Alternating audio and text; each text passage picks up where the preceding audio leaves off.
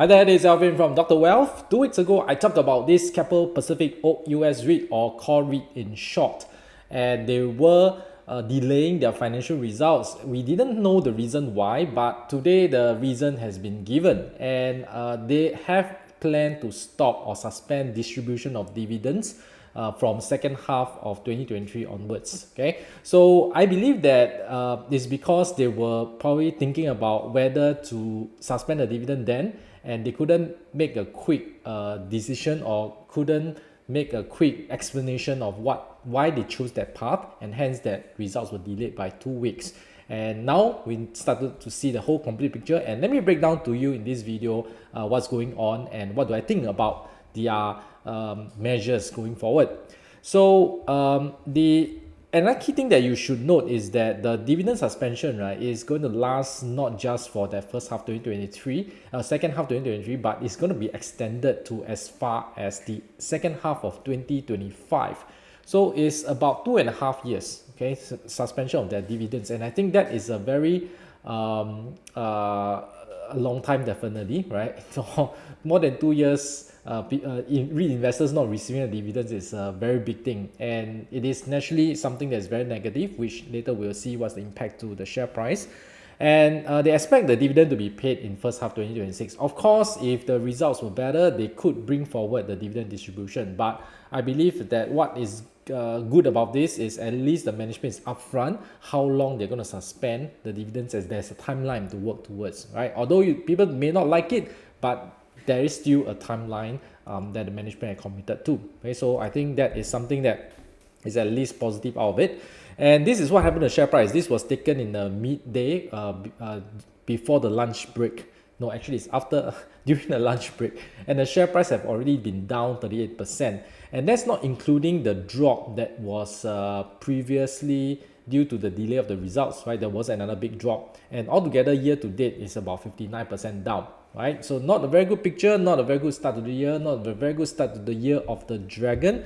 But that is what it is. The picture of the US commercial REIT continue to have these issues. So let's talk a little bit about the details on their disclosure. Okay, so they were saying that the leverage is about 43.2%, but still quite a distance from the 50% mark or requirement that is imposed on these REITs, right? So there's still some debt room to go.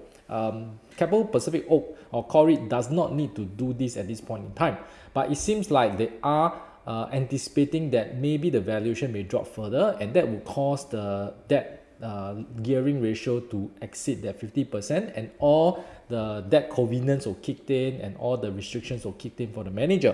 And I think they wanted to have a bit more breathing room and want to take more precautions on that front, right? So again, kudos to them that they are forward looking, in the sense rather than letting the problem comes to them, they try to manage it and prevent the problem happening in the first place.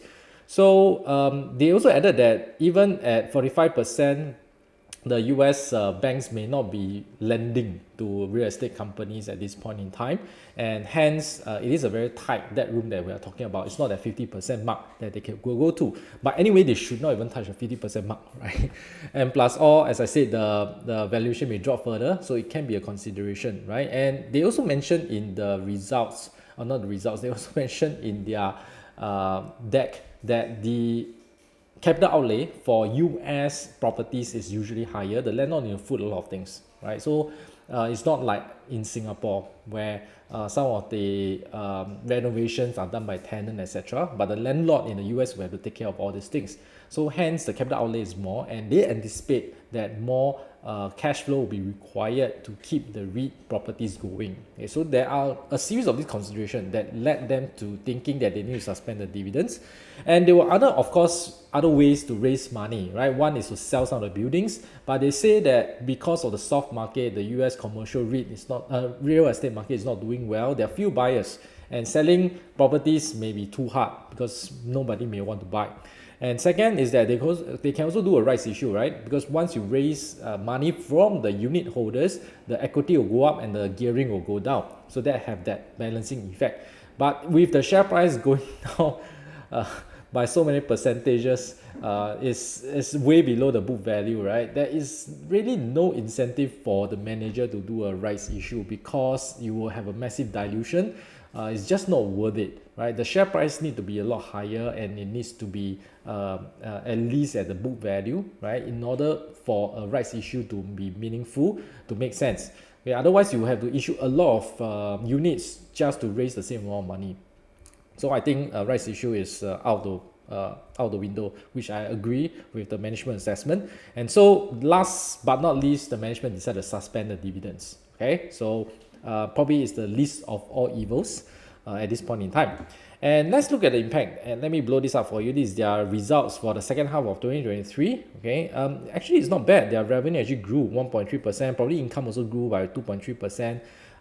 It's just that the costs have been higher, right? Because essentially the DPU, not the DPU, the income available for distribution actually declined by 10%, and likely there could also be some valuation loss that could impact their net profit, right? But overall, actually their business fundamentals is not bad. Okay, so they decided to withhold the dividends and not pay out for second half of 2023.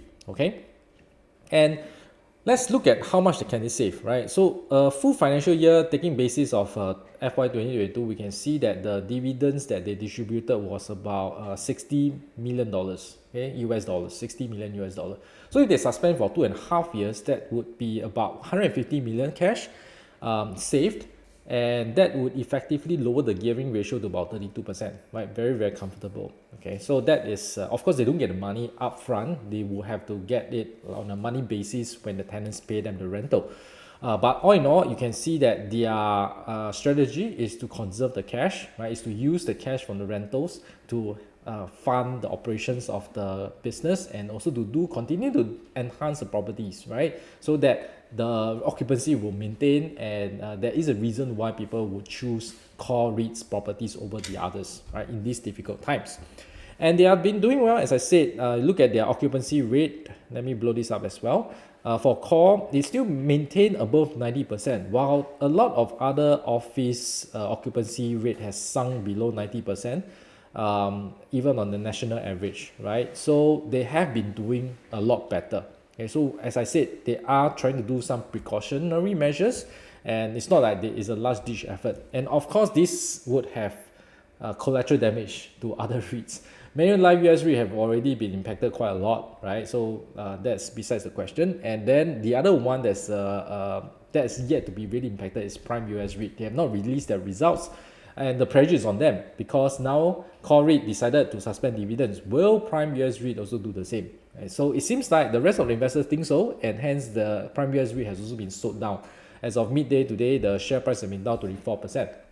Yeah, but of course, if more drastic measures or poorer performance is reported by Prime US REIT, more downside may come as well. So all in all, I would say that it's really something that is, I would say, more commendable, right, rather than saying that it's all bad altogether, because the management have decided to take an active approach to salvage the situation, or manage the situation, not salvage, okay, because they are not in trouble yet. Okay, they are not in trouble yet. They're just taking precautionary measures, and because once that confidence kicks in, like what Manulife US REIT, right, there would be a lot more restrictions in what the manager can do, what the manager can't do. And now, by preventing that from happening, then there are more funding options available in the future for core REIT. Okay, so I think that is something that they prefer to take, that bitter pill right now, right? So that's unpopular decisions are usually hard to make, okay? But I think this is where the core management has managed to do it, and they decided to suspend dividend, which is the least of all evils, right, compared to divestment and rights issue. And now, of course, Prime US REIT is the next in focus. Their results should be releasing pretty soon.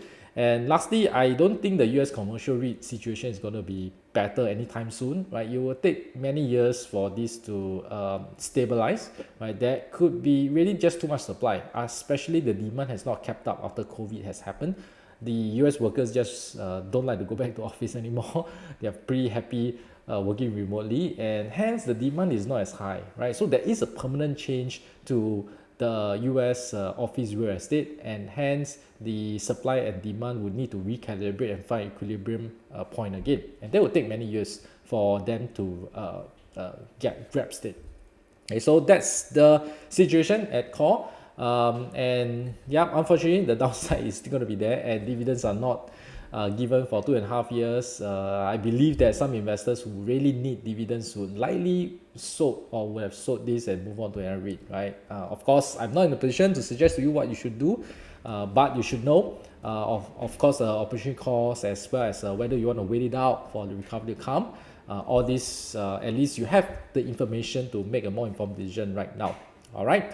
Thanks for watching. Give me a thumbs up for this video, subscribe to the channel, and I'll see you in the next one. Goodbye.